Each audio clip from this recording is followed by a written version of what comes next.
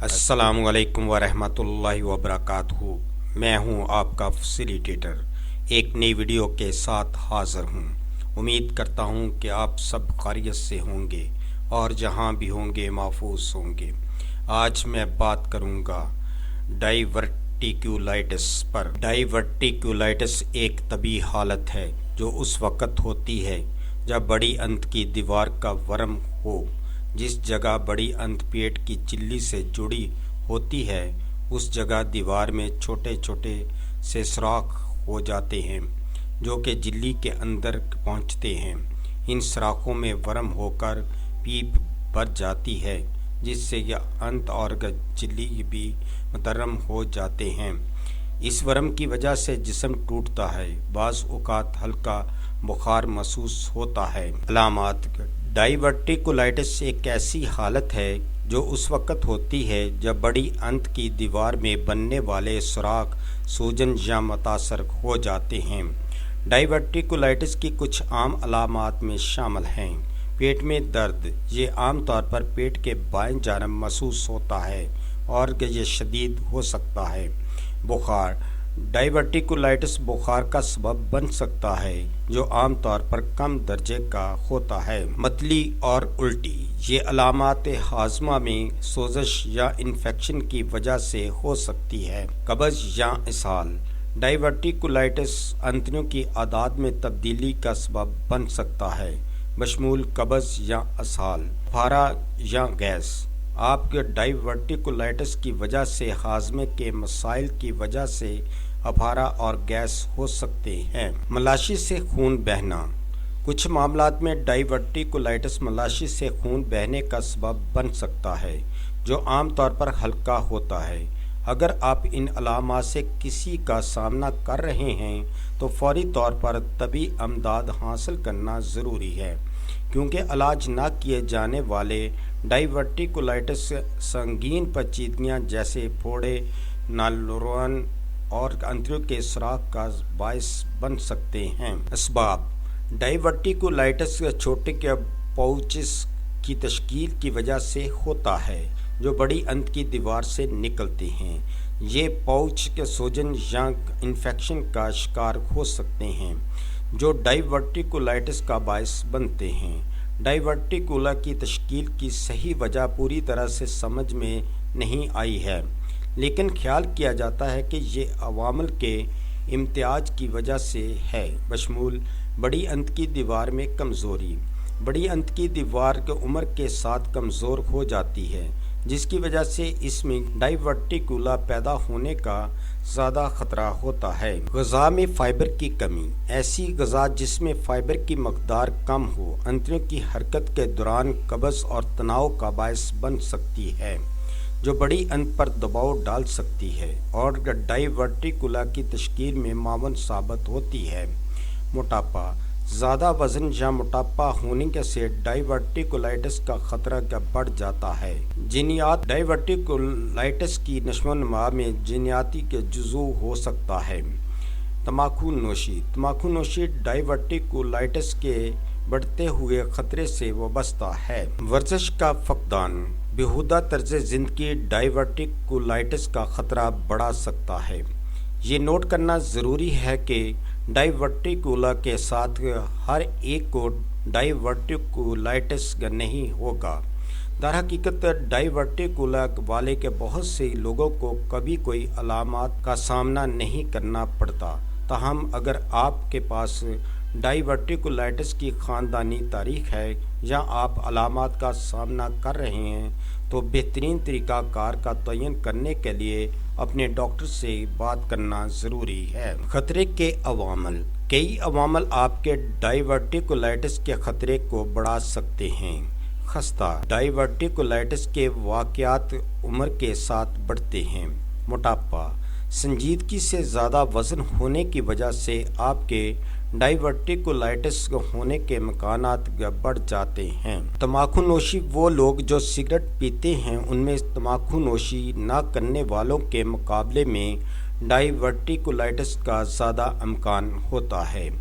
वर्जिश की कमी, ऐसा लगता है कि ज़बरदस्त वर्जिश आपकी डाइवर्टिकुलाइटिस के ख़तरे को کم کرتی ہے۔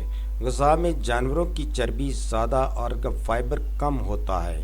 ایسا لگتا ہے کہ جانوروں کی چربی کی زیادہ مقدار کے ساتھ مل کر کم فائبر والی خوراک خطرے میں اضافہ کرتی ہے، حالانکہ صرف کم فائبر کا کردار واضح نہیں ہے۔ بعض ادویات، کئی دوائیں ڈائیورٹیکولائٹس کے بڑھتے ہوئے خطرے سے وابستہ ہیں، بشمول اسٹیرائڈز، اوپیڈز اور نان اسٹیرائڈل اینٹی سوزش والی دوائیں جیسے آئبوپروفن اور نیپروکسن سوڈیم۔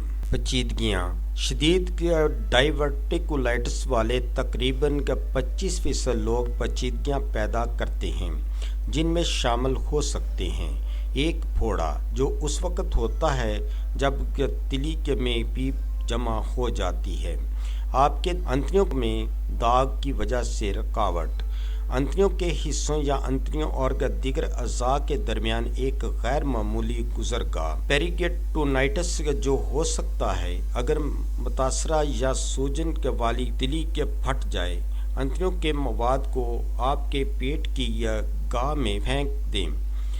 پیریٹونائٹس کی ایک طبی ایمرجنسی ہے، اسے فوری دیکھ بھال کی ضرورت ہوتی ہے۔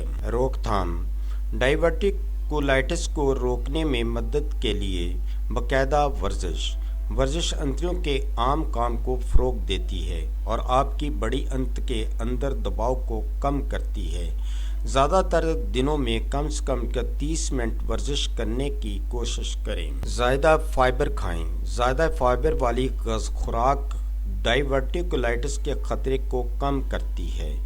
فائبر سے بھرپور غذائیں جیسے تازہ پھل، سبزیاں اور سارا اناج فضلہ مواد کو نرم کرتا ہے اور اسے آپ کی بڑی انت میں تیزی سے گزرنے میں مدد کرتا ہے۔ بیج اور گری دار میوے کا کھانے کا تعلق ڈائیورٹیکولائٹس کی نشو و نما سے نہیں ہے۔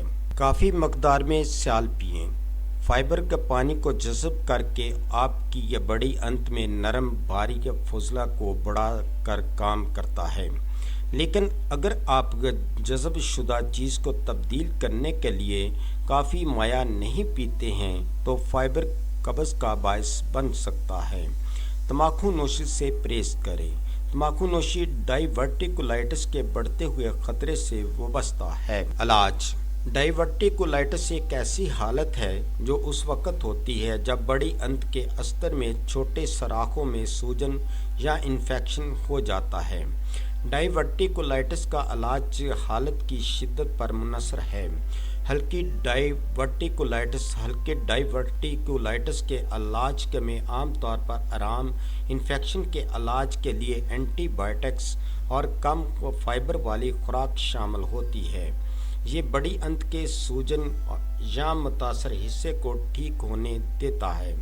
علامات ختم ہونے کے بعد ایک اعلیٰ فائبر غذا آہستہ آہستہ دوبارہ متعارف کرایا جا سکتا ہے۔ شدید ڈائیورٹیکولائٹس، اگر ڈائیورٹیکولائٹس شدید ہو تو ہسپتال میں داخل ہونے کی ضرورت پڑ سکتی ہے۔ علاج میں نس کے ذریعے اینٹی بائیوٹک انتڑیوں کا آرام اور بڑی انت کے متاثرہ حصے کو ہٹانے کے لیے ممکنہ طور پر سرجری شامل ہو سکتی ہے۔ سرجری عام طور پر سنگین صورتوں یا ان لوگوں کے لیے مخصوص ہوتی ہے جنہیں ڈائیورٹیکولائٹس کی بار بار بیماری ہوتی ہے۔ بار بار ہونے والی ڈائیورٹیکولائٹس، اگر آپ کو ڈائیورٹیکولائٹس کی متعدد بیماری ہوئی ہے تو آپ کا ڈاکٹر بڑی انت کے متاثرہ حصے کو ہٹانے کے لیے انتخابی سرجری کی سفارش کر سکتا ہے۔ اس سے مستقبل کی بیماری کو روکنے میں مدد مل سکتی ہے۔ طبی علاج کے علاوہ طرز زندگی میں تبدیلیاں بھی ڈائیورٹیکولائٹس کے انتظام میں مدد کر سکتی ہے۔ ان میں صحت مند وزن کو برقرار رکھنا، باقاعدگی سے ورزش کرنا اور قبض کو روکنے اور انتڑیوں کی باقاعدگی کو فروغ دینے کے لیے زیادہ فائبر والی غذا کھانا شامل ہو سکتا ہے۔ یہ ایک معلوماتی ویڈیو ہے۔ برائے کرم میری کسی بھی ویڈیو کی بنیاد پر اپنا علاج خود مت کریں، بلکہ صحت کے کسی مسئلے کی صورت میں اپنے بنیادی ڈاکٹر سے رابطہ کریں۔ میں نے اپنی پوری کوشش کی ہے کہ معلومات درست اور تازہ ترین ہو۔ اگر آپ کو میری یہ کاوش اچھی لگی ہے تو سبسکرائب، لائک اور شیئر ضرور کریں۔ شکریہ۔